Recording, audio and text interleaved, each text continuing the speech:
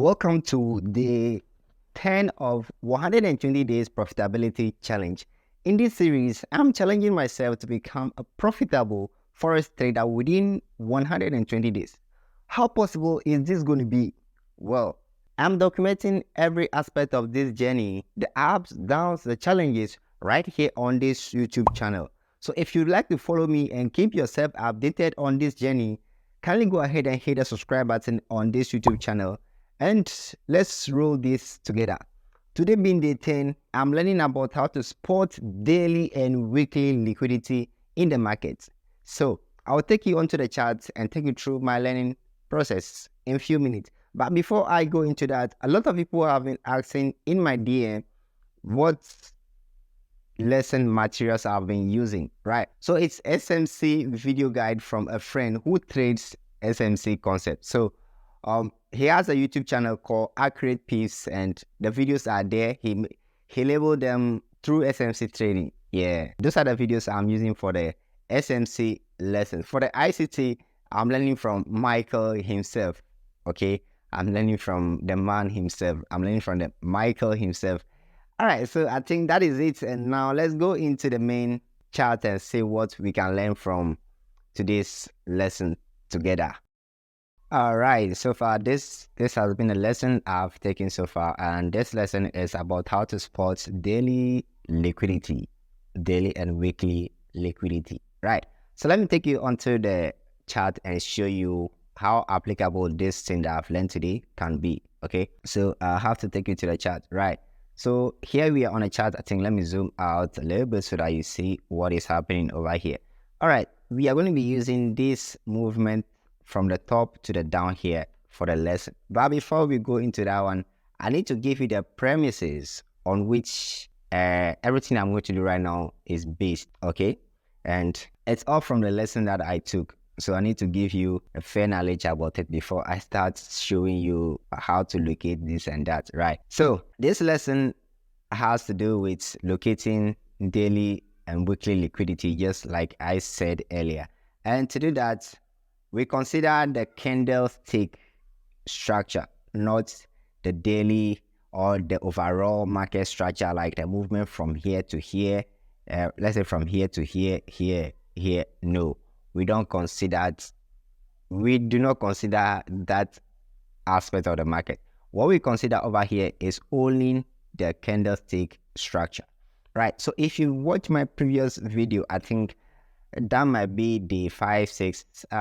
I don't remember the exact day, but there was a day, okay, as part of this challenge, I learned about locating order block.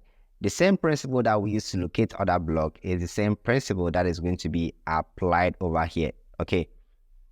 So what does this candlestick structure actually represent? Okay, so we look at the highs and the lows of this candlestick structure. That's what we use to, locate this liquidity, right? So before we even go further, there are some things I have jotted down here in my Deriv notebook. Anyway, Deriv is a broker that I use to trade synthetic indices like volatility 75, step index, and boom and crash. So if you'd like to also start using Deriv to trade these assets and make money off it, then go ahead and use the link in this video description and sign up on Deriv, right? Yeah.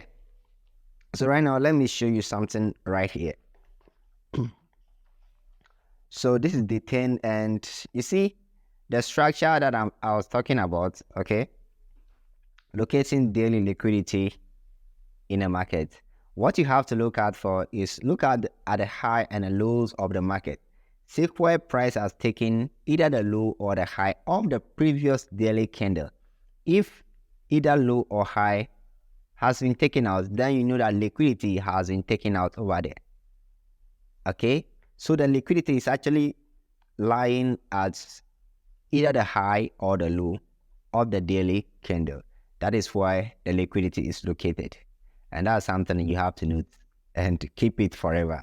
Okay, anyway, by saying you should keep it forever, I have one thing that has been tempting me. I don't know if I should talk about it now or maybe another time. Anyway, I think let me just do that, right? So I've been trading for a while before I started this challenge, and having started this challenge and today being day 10, I've been having this kind of temptation to go back and start trading or trade along this challenge.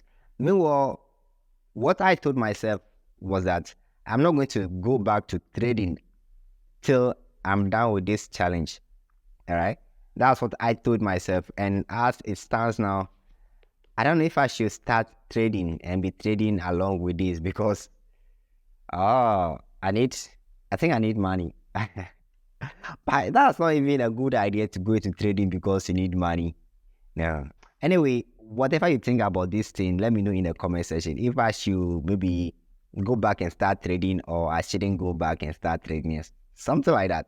Let me know in the comment section and I'll read your thoughts on that. And probably it might help me one way or the other. So feel free, go ahead. Let me know whatever you think in the comment section. All right. So having said that, let's come back to our chart over here. And over here, I think I'm going to zoom in a little bit for you so that you can see everything over here. Okay, like I was saying, we are going to consider the movement from here up to the down somewhere here. Okay, yeah, somewhere here. That's the movement you're going to be considering. All right. So like I said earlier, our liquidity is located at either the high or the low of the previous candle. All right. And one other principle that you have to note before we go ahead to use this daily liquidity to trade, let me share with you right here because I've written some key things down here. So, okay, when the daily low is taken out, in an uptrend, it gives a high probability long-term buy. Take note of that.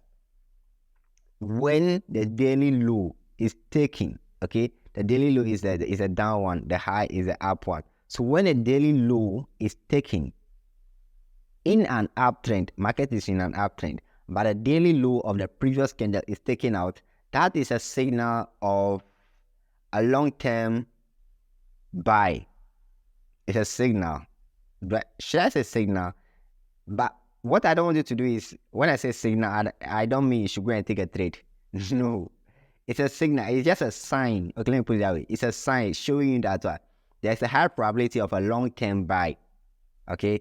And equally, when the high of a previous candle, daily candle actually, is taken out in a downtrend, it gives you a sign or signal that there's going to be a long-term sell. Those are the two things I want you to keep in mind.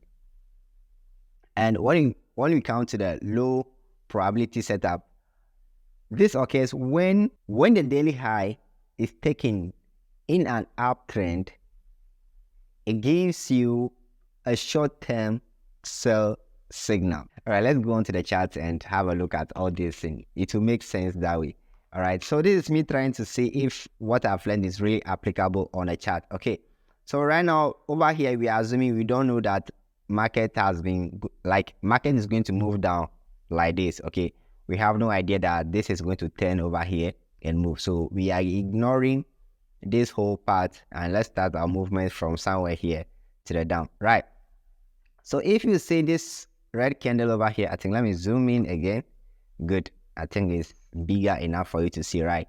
If you see this candle over here, it has taken the previous candle's low, and this is a downtrend movement. Okay, it has taken a previous candle's low, and based on the rules that I've read through, when a previous candle's low is taken in a downtrend, okay, it gives us a sign of short-term buy.